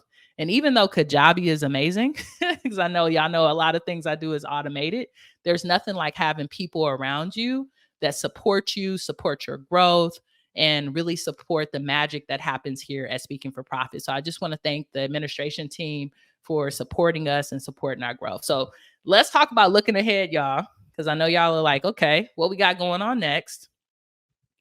So the thing that we got coming up right about now is we actually have our next 5-day challenge. So for folks who are watching, who are interested in getting involved with Speaking for Profit University, this is the first way you do it, is by going through our 5-day challenge. The next one is going to happen on December 11th. That's a Monday. And we go live for 5 days. I give you all the knowledge that you need to secure your first 5-figure opportunity, or your next one, right? Because some of you have had like an opportunity once, but you haven't had it again. And we meet for 5 days for an hour. This is opportunity for you to be coached by me. At the end of that 5 days, depending on which one of our programs are in open enrollment, I usually give you an invitation to join if you're interested in that. But there's many folks who have joined and just have needed this information so that they can get started. And this is a great way to do it. So join us at the 5-day challenge. I think BX has the link to that, so we'll get it into the chat. If not, and you don't see it, just going to put the word challenge into the comments, and we'll be sure to send you over the link so that you can get registered. We'll be doing this event monthly, right, to make sure that we're able to hit our vision and hit our goal of impacting 5,000 amazing, diverse leaders in the next 5 years with building profitable and sustainable speaking businesses. The other thing that we launched this month, y'all, is our Speaking for Profit Circle. This is our membership program. In order to be invited to the Speaking for Profit Circle, you do have to go through the 5-day challenge. It's not just open to anyone, and it's only an open enrollment during certain times of the year. But we opened it up this month for a private group of folks. And this is a circle that is really supporting folks with booking their first paid speaking opportunity. So if you've already been paid to speak, the Speaking for Profit Circle is not for you. It is not, this is not the spot, right? We'll get into what the spot is for you. But if you've never been paid to speak and you like, you know what, I've been speaking at church, I've been speaking here, I've been speaking there, I've been speaking everywhere, they're not paying me. And you just like, you know what, Evolve, I want to see if what you're saying is true. I just want to get this first paid opportunity. The circle is for you. It's going to have access to a new masterclass to teach you the different skill sets that you need to acquire paid opportunities every month. And then it's also a live Q&A with me once a month as well. We have about 10 amazing souls who are part of the Speaking for Profit Circle right now. And I'm just excited to continue to support those folks so that ultimately they can move into our core program, which is Speaking for Profit Academy. And the majority of you who are here today have been some amazing Academy members. And it's been an honor to work with you. Speaking for Profit Academy is actually our core coaching program that has been around since the beginning. This is what I started with, y'all. This is actually, and the reason I wanted to bring this in, this is the OG logo for my beta members who are here that we started with in the beginning, right? 3 years ago. So it's a 12-month program, gets you access to coaching, community, of course, our innovation, our coursework. But really what it gets you access to is a framework to be able to take your maybe 1 or 2 speaking engagements that you're getting a year and turn that into something consistent. We also support our clients in building out their digital products and also in building out some of those extended contracts. So the Academy is the other way to get involved, which is one of my favorite programs that we have. And then coming 2024, we're going to be launching what we call the Legacy Mastermind. This is what's coming up. The Legacy Mastermind is a space for folks who have already built out a profitable speaking business. And maybe you made 6 figures, or maybe you made 50K and you're happy with that, but you know that you're at the place where you are ready to scale, but you don't know how to do it. You are ready to scale, but you don't know how to do it. And what I mean by that is maybe you want to hire a virtual assistant. Maybe you want to hire an operations manager. Maybe you want to have an event like this where you shouting out your team members, right? And you don't have the space to do it. So we're going to talk about mindset. We're going to talk about vision, because what many of you have right now is what I call a side gig, to be honest with you, right? You have your I help statement, which is great, but that's really about you. What I want to help you do is build a vision that's going to impact the world. And in order for you to bring on staff members that are really going to be supportive, your business has to have culture. It can't just have, job descriptions. That's not the thing. You have to have culture and you have to have a vision. So we're actually going to be utilizing the book Traction in the EOS model. You can look that up on Amazon if you use Amazon, or at your local bookstore. And that book takes you through the process of building out your business departments, your systems. And what I'm really excited about is in this mastermind, we will be meeting together in person, for a mastermind event, most likely in Atlanta, Austin, Texas, or California. Those are some of the locations that we're looking at, to come together for a restorative weekend and to do some content creation and some building with one another. So these are for my CEOs who have made it to the next level where they're ready to scale their business. And I'm really excited to roll this out to y'all. This is going to be an invitation only based mastermind. So for y'all who we know are qualified for this, you will get an email from us and we'll reach out to you. It's going to be very small and very intimate, because we want to make sure that we have space to be vulnerable, to be courageous, and to be honest about where our businesses are. So I'm excited for the Legacy Mastermind. The other thing that we're dropping in 2024 is our Speaking for Profit student store. I know y'all have been asking for merch and have been asking for some swag. Many of y'all got the Abundant t-shirt for our birthday celebration. So we're going to drop a student store so y'all can get access to some swag and be able to showcase your love for Speaking for Profit, be able to wear abundance on you, which I think can be really powerful, and, support the growth of the business. So that'll be dropping in 2024 as well. And this is just some of the merch that we've come up with so far, right? We got the abundant shirt that all of y'all got. We got this amazing sweater that I'm currently modeling for y'all. Let me do this for y'all so y'all can see. Y'all can see me in it, right? Yes, being very cute. Yes, being a model. Yes. So we will be having our student store that's going to be dropping so y'all can have an opportunity. What I've decided to do, y'all, which is really rare, is this student store is only going to be open to Speaking for Profit members. So if you're not a part of the Speaking for Profit circle, if you're not a part of the academy, if you're not an alum, you are not about to be wearing none of our stuff. This is only for folks who are family. So this store will only be available to y'all. And I'm excited for us to represent that abundant mindset that we're all trying to bring in. And the next thing is that we're going to do a Speaking for Profit meetup, y'all, in spring 2024. Let me go on and that's a typo. I can't correct it here, but it's going to be in spring 2024, right? It's going to be here in Atlanta, Georgia. We're in talks to have Rakita Franklin come through and hold an exclusive social experience for us, which I'm really excited about. Coach Key is most likely going to be in the building to do some healing with us. And then we are going to have VIP stages during our Speaking for Profit Atlanta meetup in spring 2024. Y'all just going to cross that 23 with the 24. And that's going to be an opportunity for y'all to hit the stage in real life, not just a virtual stage, y'all, in the real life, be recorded. And we're going to put together some speakers reels, some shorts, and some amazing content for y'all. So I'm excited for y'all to come to my now home, which is Atlanta, Georgia, and to hang out. We will have the official date for the meetup at the top of the year, but this is going to be a great opportunity for us to connect in person. We have never done an event in person, y'all. And this shows that you can impact 1,200 people without even ever meeting them. And I had the opportunity to meet a few of y'all. Like recently, I went to dinner with Rowan and Miss Shy, and I've hung out with Opulence, Abundance quite a few times. But I know once we get our energy in one space, it's going to be extremely powerful. And I just can't wait to meet y'all. I can't wait to hug y'all with consent or, give you a little pound. We can even come up with some handshakes, however we're going to do it. But just for us to love on one another, build on our collective understanding of speaking for profit and deliver from a stage in person where we got the lights, we got the music, and we can have fun with one another. So last but not least, this is actually happening today, y'all. And yep, y'all already got an email about it because I think I sent the email out at 2:30. It should also be up on Mighty Networks. Today, we are launching our Speaking for Profit Partner Program. And to be a Speaking for Profit partner, we definitely going to need an S4P handshake. Yep, we're going to come up with it, y'all. We ready to go.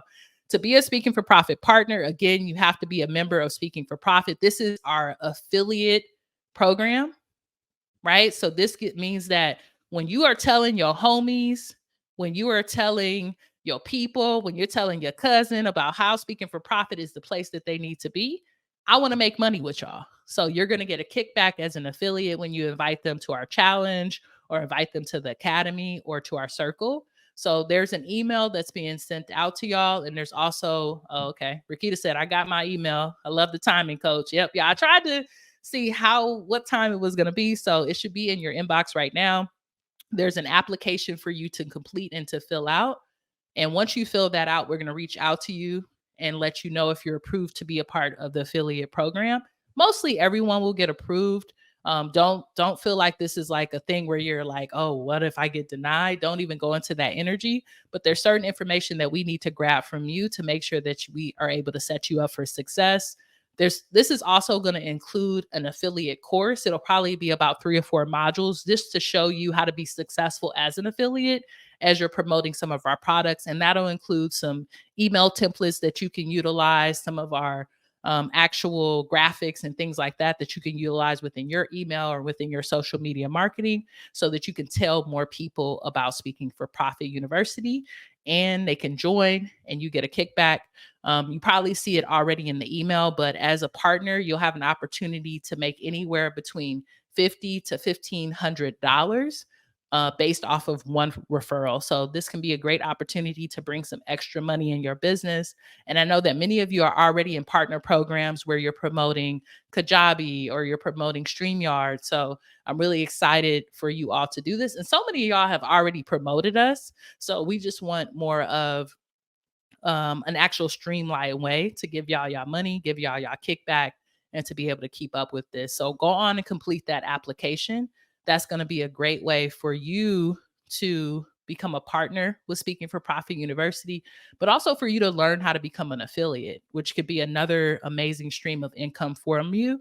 I don't know if y'all know this, but Speaking for Profit right now, we probably make about $1,200 a month. That's just from affiliate marketing, right? Just from promoting. And I don't just promote anybody, y'all. I don't promote just any brands. I promote things that I really believe in. So I ask that if you fill out the application, you do this because you're interested and you love Speaking for Profit and you want to let people know about it, not just because you want to make some extra money, right? I want you to really be aligned with the money is great. Don't get me wrong. I'm excited to pay y'all, but I want you to be aligned with our product and with our services and really make sure that you're having a good time with it. So I am so thankful for y'all, right? Like for being in this space, for committing to being here, for showing up for yourself, showing up for your family, and showing up for your businesses. And I can't wait for 2024. We're going to have some really exciting things ahead of us. This is our first time doing a virtual birthday party where we're live on YouTube. So if you're watching on YouTube, please go on and like and subscribe. Help us continue to grow our channel. And I am going to pass it back over to my amazing colleague, BX, so that we can let y'all know who are the winners of these dope awards that honestly, y'all, BX came up with. BX is just a rock star. And I really appreciate that. So shouts out to you, Coach B, X in the building. Hey, you already know. Shout out to you, Coach E. Thank you so much for all of that information you shared with us.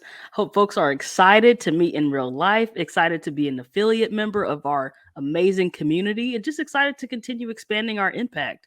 So thank you so much, Coach E, for giving us those announcements and those different things to look forward to.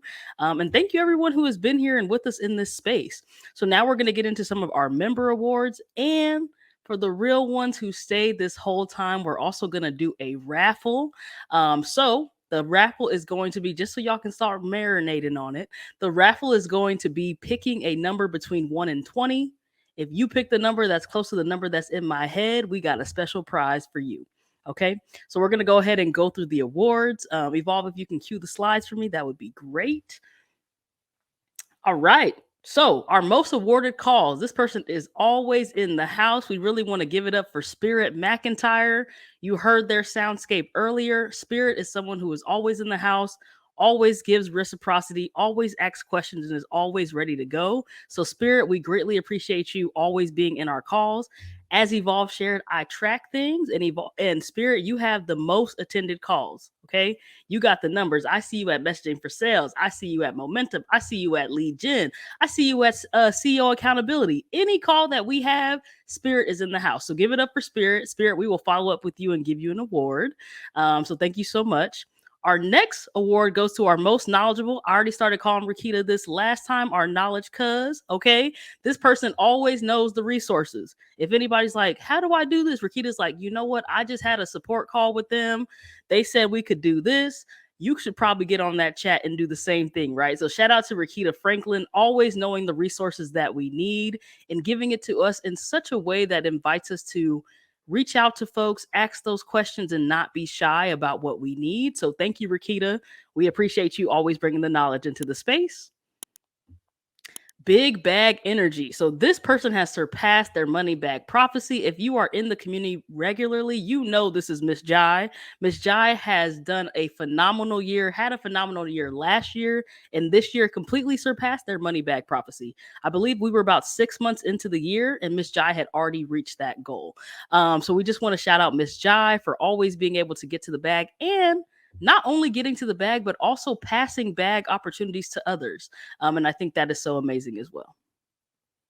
All right, gem dropping. This person is always dropping gems on the call. So we want to shout out K. Kenneth Davis, who is someone who has recently joined and is always dropping gems, always giving support, always willing to do troubleshooting and different things like that on the back end. And of course, Opulence Abundance, as you've heard, has given us the amazing abundance behavior, right? Abundant behavior, a little hashtag that we always use. So Opulence, we greatly appreciate you, as well as Kenneth, for always just dropping gems and sharing support for folks on our calls. Y'all might as well be our extra coaches when we get on the calls to Evolve and I. Yes, Opulence Abundance.